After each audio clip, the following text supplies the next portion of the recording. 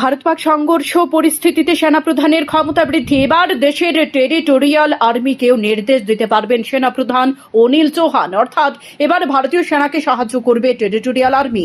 শুক্রবার বিজ্ঞপ্তি জারি করে একথা জানিয়েছেন কেন্দ্রীয় সরকার। দেশে মোট 32টি ইনফ্যান্ট্রি ব্যাটালিয়ন বা টেরিটোরিয়াল আর্মি রয়েছে। এর মধ্যে 14টি ব্যাটালিয়নকে পুরোপুরি নিযুক্ত করার অনুমতি দেওয়া হয়েছে।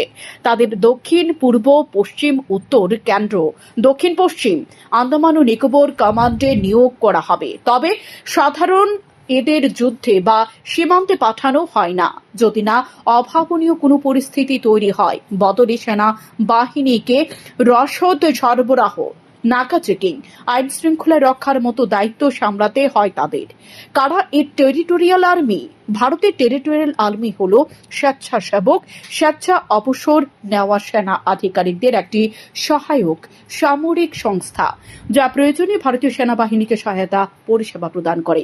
এটি অফিসার, জুনিয়র কমিশনড অফিসার, নন কমিশনড অফিসার এবং ভারতীয় সেনাবাহিনীর মতো পদধারী অন্যান্য কর্মীদের নিয়ে গঠিত, যাদের বেসামরিক পেশাও রয়েছে।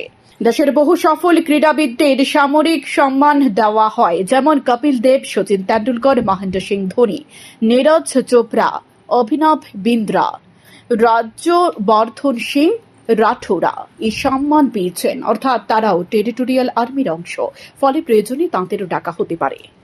শান্তন টিভি।